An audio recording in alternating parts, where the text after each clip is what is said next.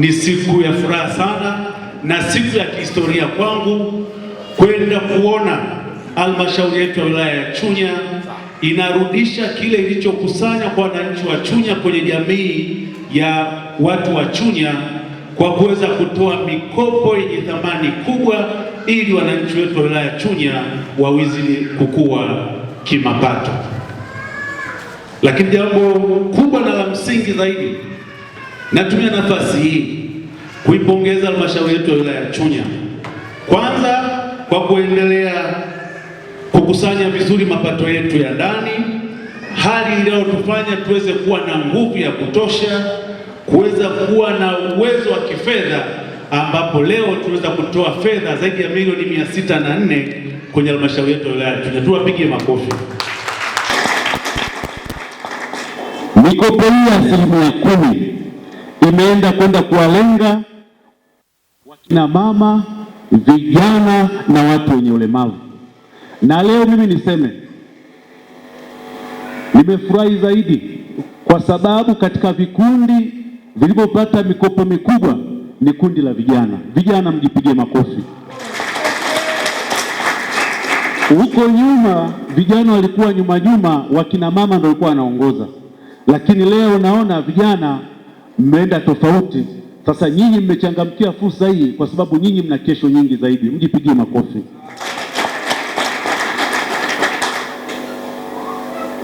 Pamoja na vijana kuweza kujitokeza kwa wingi, lakini pia tuendelee kuwapongeza idara yetu ya maendeleo ya jamii kwa namna ambavyo imeendelea kuratibu hili zoezi. Zoezi limekwenda vizuri chini ya mwenyekiti wa hii kamati ya kutoa mikopo ambaye ni katibu tawala wetu wa wilaya. Hakika mmefanya kazi kubwa. Leo tunaweza kuweza kuwapata hawa, nikiangalia tu kwa sura zao zinanionyesha kwamba hii fedha wanaenda kuitumia kwa malengo yaliyokusudiwa na wako tayari kwenda kurejesha kama ambavyo mkataba na masharti ambayo tuliokuja. Mjipigie makofi. Lakini pia kwenye taarifa hapo amezungumza kwamba kabla ya siku ya leo mmeweza kupata mafunzo ya siku 3, namna ambavyo mnaweza mkafanya biashara vizuri, namna mlivyokumbushana kuweza kufuata masharti ya mikopo hii, lakini kubwa zaidi tusiweze kukiuka masharti ya hii mikopo. Mheshimiwa Mwenyekiti, katibu wangu wa chama amezungumza. Mwaka jana tulipokuwa kwenye kampeni tulikuwa tunapita, moja kati ya mambo makubwa ambayo tulizungumza kwenu ni kwenda kuwatumikieni kuhakikisha kwamba mikopo ya 10% inapatikana. Hivyo tunapokuja mbele yenu tunatembea kifua mbele kwamba yale tuliyoyaahidi na yale ambayo yapo kwenye ilani ya Chama cha Mapinduzi tunaenda kuyatekeleza kwa vitendo, na nyinyi mmekuwa mashahidi na nyinyi ndio wanufaika wakubwa. Mjipigie makofi Chama cha Mapinduzi. Lakini kipekee nimpongeze mwenyekiti wangu wa UWT. Hakika leo umepiga nondo kweli kweli. Mumpigie makofi. Yale uliyoyasema sihitaji kuyarudia, lakini wakina mama wameyasikia, lakini pia vijana wenzangu wameyasikia. Twende tuyapokee, twende tukayafanyie kazi ili dhamana kubwa na malengo makubwa ya mikopo hii iweze kwenda kutimia. Kama mnavyofahamu, milioni 604 sio fedha ndogo. Kuna halmashauri nyingine hata kutoa shilingi milioni 200 zinashindwa, lakini sisi leo tunatoa shilingi milioni 604. Ni fedha nyingi ambazo zitaongeza mzunguko kwenye wilaya yetu ya Chunya, na sisi kwa mtu mmoja mmoja itatufanya tuweze uchumi, lakini kwenye jamii yetu kwa ujumla tutaweza kujikwamua kiuchumi zaidi. Hivyo tunawasisitiza kwanza waendelee kwenda kuzitumia fedha hizi kwa yale malengo yaliyokusudiwa. Tunatambua kwamba leo mmekutana kama vikundi. Wakati mnakutana kama vikundi, inawezekana kila mmoja alikuwa na malengo tofauti tofauti, lakini mkakubaliana kwenye lengo moja la biashara iliyokusudiwa. Hivyo tunasisitiza muende kwenda kuzifanyia hizi fedha kwa biashara iliyokusudiwa ili iweze kwenda kuleta matokeo chanya. Lakini hapo hapo bei yake, leo wengine ni wakopaji wapya na wengine wanaendelea. Hizi fedha unakuwa ni mtaji wako wa kwanza. Unapokwenda kufanya biashara vizuri na ukapata matokeo mazuri na ukarudisha kwa wakati, unapata nafasi kubwa zaidi, kama katibu tawala alivyosema, kukopeshwa mara 2 au mara 3 zaidi, ili wewe mwenyewe uweze kukua hapo ulipo. Lakini pia wenzetu wa mabenki wamezungumza hapa kwamba pamoja na hizi fedha ambazo leo tunazitoa kama halmashauri, lakini na wao wanazo fedha kama taasisi za kifedha ambazo wanazitoa kwenu. Kwenye benki ya CRDB amezungumza, lakini na benki ya NMB amezungumza, na riba zao ni ndogo kwa sababu serikali ndio iliyotoa fedha hizi. Na mimi niwaambie kwa wako hapa, nitawaomba mabenki ambao mko hapa mchukue majina kutoka idara ya maendeleo ya jamii, ili wale ambao watafanya vizuri na kurudisha kwa wakati, watakapokuja kwenu kuomba hizi fedha, muweze kuwapa kipaumbele na muwape kwa haraka zaidi. Tunasema hivyo kwa nini? Kwa sababu maombi ya fedha ambayo kutoka vikundi mbalimbali ilikuwa ni shilingi bilioni 1.4, lakini leo mlionufaika, mliopata bahati ya kupata hizi fedha ni shilingi milioni 604. Kwa hiyo utaona namna ambavyo uhitaji ulivyokuwa mkubwa kuliko fedha ambazo sisi tuko nazo. Na nyinyi niwaombe, kama ambavyo wengine wametangulia kusema, uaminifu kwenye biashara ni jambo kubwa na la msingi. Biashara yoyote, cha kwanza kinataka uaminifu, lakini cha pili inataka nidhamu ya fedha. Wamezungumza hapa, sio tukipata fedha tukanywe bia au tukipata fedha tukaongeze mke mwingine na mambo mengine kama hayo. Twende tukafanye yale malengo ili tukue, tuweze kwenda mbali zaidi, kwenda kuyafanyia kazi ili jamii yetu iendelee kuwa vizuri na wilaya yetu ya Chunya iendelee kuwa jamii, sehemu salama ya kufanya biashara, sehemu salama ya kuishi.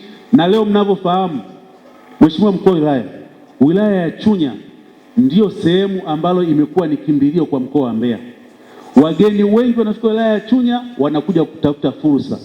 Hivyo nyinyi leo mnaenda kufanya biashara, ili fursa mmeziona. Tuendelee kuzitumia fursa hizi, na wageni wanapofika tuwapokee, ili watupe na wao mawazo mapya, ili tuweze kusonga mbele zaidi. Mheshimiwa Mkuu wa wilaya na viongozi wa chama na viongozi wote meza kuu, ninafahamu lengo kubwa lilokuja hapa ni kukabidhi hundi. Tutaongea maneno mengi, lakini mengi mlishapewa kwenye semina ya siku 3.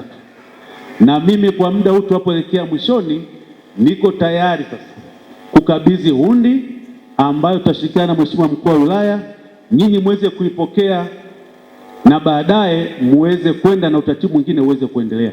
Niombe Mheshimiwa Mkurugenzi na afisa maendeleo ya jamii, fedha hizi ambazo hundi zake tunakabidhi leo isichukue muda mrefu, ziwe zimeingia kwenye akaunti zao, ili na wao wa haraka sana waanze kufanya biashara waliokusudia. Ananiambia hapa kwamba tayari fedha zimeingia kwenye akaunti zenu, si ndio ndugu zangu? Chunya oye! Wangapi mmeangalia kwenye akaunti, mmechungulia?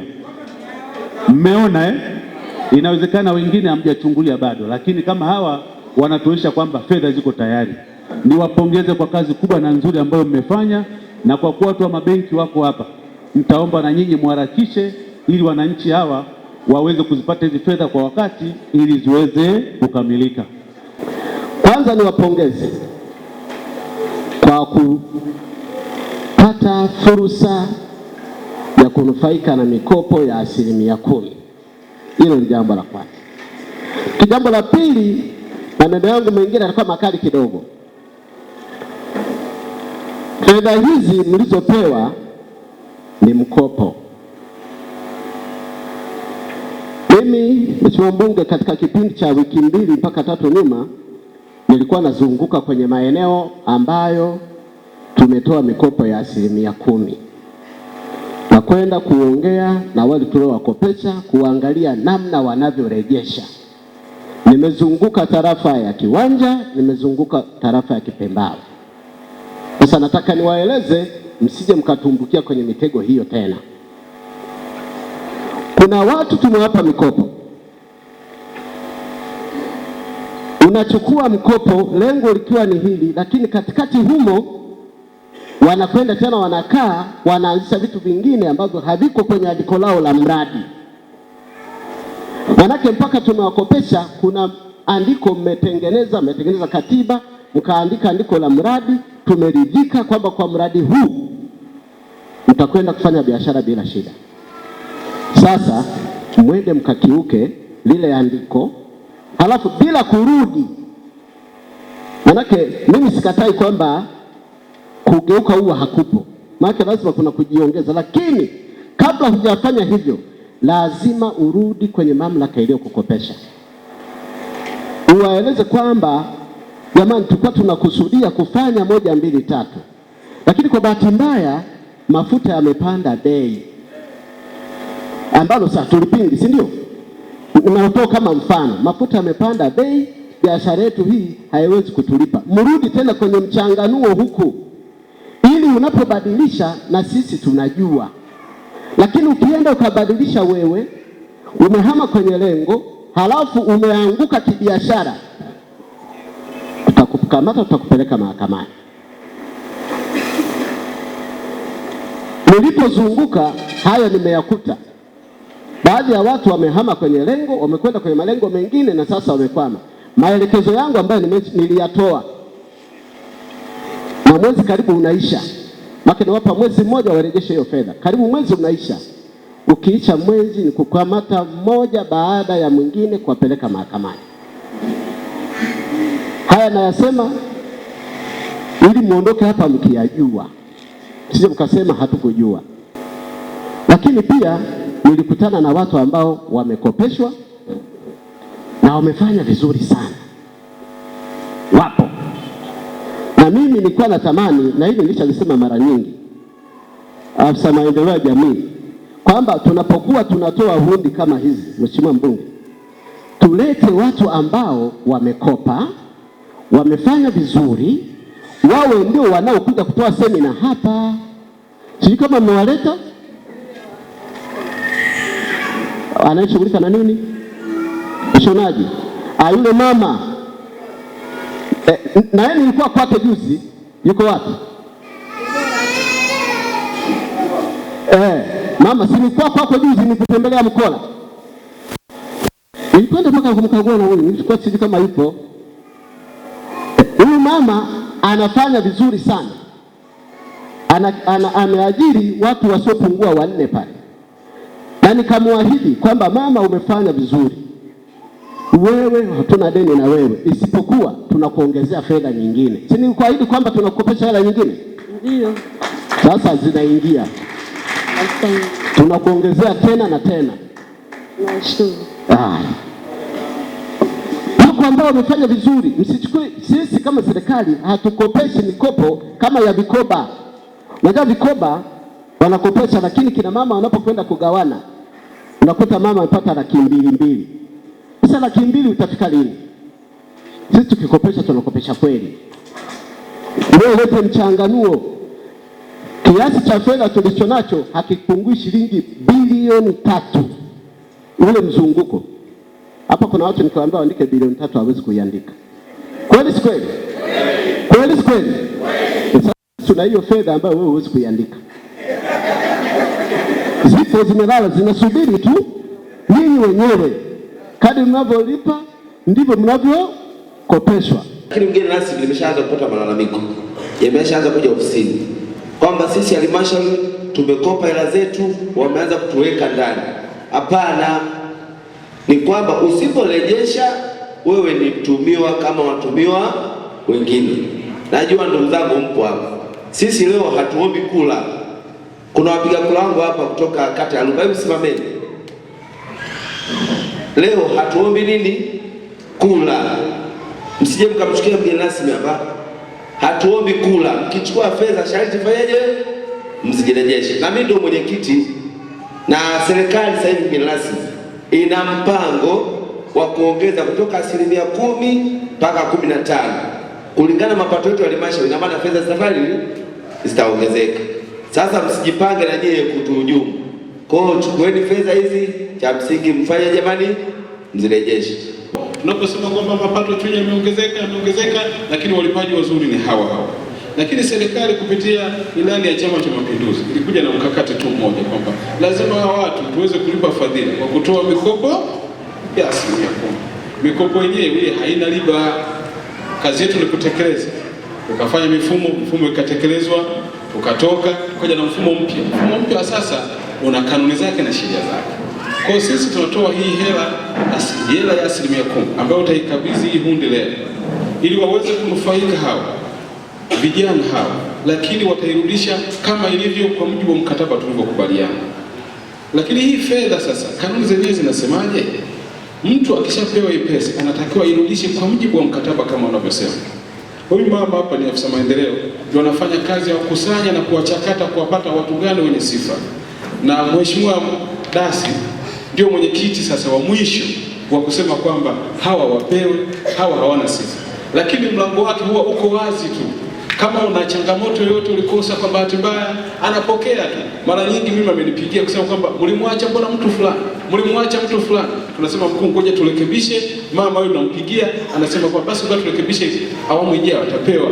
Kwa hiyo hakuna hata mmoja ambaye amewahi kunyimwa mkopo. Mheshimiwa mgeni rasmi, watu wote tunawapa pesa. Kama mtu tumekwama kwa muda huu, tunamwambia tusubiri kidogo, awamu ijayo tutakupa fedha. Sasa zilikuwa chache, awamu ijayo tutakupa. Kwa hiyo fedha mnaoenda kukabidhi kupewa ni makusanyo ambayo wenzenu wamerejesha. Kwa hiyo tunawapa nyinyi tena. Kwa hiyo nyinyi mtarejesha, watapewa na wengine. Kwa hiyo ndio utamaduni uliopo hapo. Lakini pesa hizi zinapotolewa, wataalamu wetu wamesema, wanawake wenzangu, najua mna changamoto nyingi sana huko majumbani. Ukipata hizi hela sio za kwako, sio ndio tiketi kwa kuwa ndoa yako inasumbua, ndio umepata mtaji wa kuondokea kwenda Singida, kwenda Dar es Salaam, kwenda Morogoro, ukaacha familia yako inahangaika, unakwenda na hizo hela. Kumbuka hizo hela sio za kwako, ni za serikali, ili sasa ukifanya vizuri zirudi katika kwenye halmashauri yetu, ili wapate mikopo hata wanawake wenzetu ambao wamebaki huko nyumbani. Wanawake oye! Hata kwa nyinyi vijana wetu, mnapata mikopo hii, mmetokana na matumbo ya kina mama hawa. Leo bahati mbaya saa nyingine wewe hujaoa mwanamke, hiyo hela unapata ndio unaenda kuongeza kina dada watano. Hizi hela sio za kwako, hizi hela ni za wote. Na wewe ukienda kufanya vingine, afanyie kazi vizuri, urejeshe vizuri, ili hata kijana mwenzio aliyobaki huko nyuma apate kupata hizo hela. Wanawake oye! Lazima tuwafunde. Hawa ni watoto wetu, hawa vijana tumewazaa wenyewe. Kwa lazima tuwaambie, kupata wanawake wanne kwa hizi hela hapana. Mheshimiwa mgeni rasmi, katika kipindi cha robo ya tatu, halmashauri ilipokea maombi ya mikopo yenye thamani ya shilingi bilioni 1.7 kutoka kwenye vikundi 55 vya kata 14. Kamati za kata zilipitisha shilingi milioni 823. Baada ya kamati zote kupitia uhakiki, vikundi vilipendekezwa vipewe shilingi milioni 604,500 na jumla vikundi 43. Na mikopo hii inatolewa bila riba. Mheshimiwa mgeni rasmi, vikundi vilivyopendekeza vinajumuishwa na shughuli mbalimbali ambazo ni usafirishaji, uuzaji maduka, uuzaji magenge, uuzaji wa dhahabu, ununuzi na uuzaji nafaka, uuzaji vinywaji, huduma za kifedha na uuzaji simu, migahawa, ushonaji na uuzaji wa vitambaa, maduka ya madawa, biashara ndogo na kadhalika. Aidha, vikundi vilipatiwa mafunzo kwa muda wa siku 3 kuhusu kuweka akiba, utunzaji wa kumbukumbu, utatuzi wa migogoro na usimamizi wa miradi na biashara.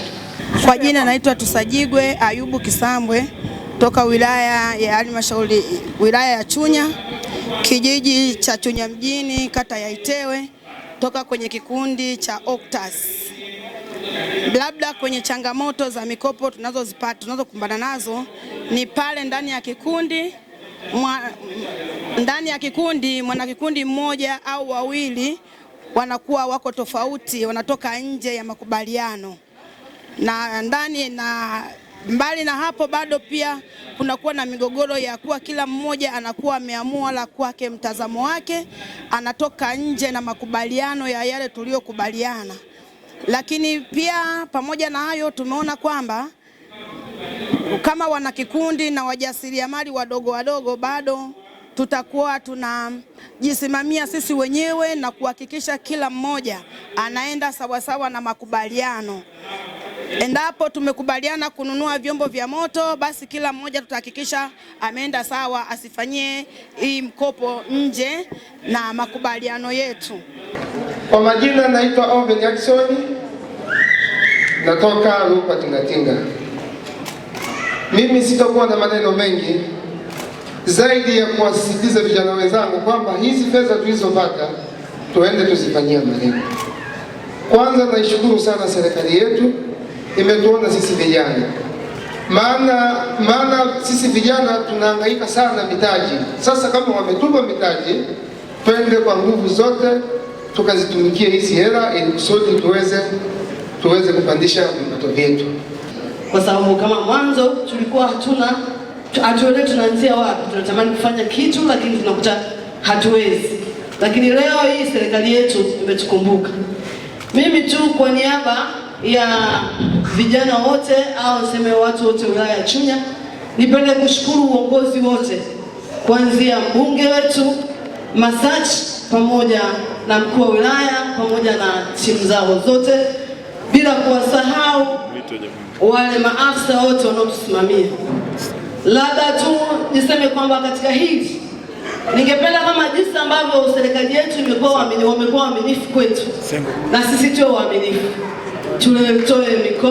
turejeshe mikopo kwa wakati ili tuonyeshe kwamba tunaweza, na wale wenzetu wanaotuzunguka huko ambao wanaogopa watakuwa na ujasiri wa kufanya hivyo.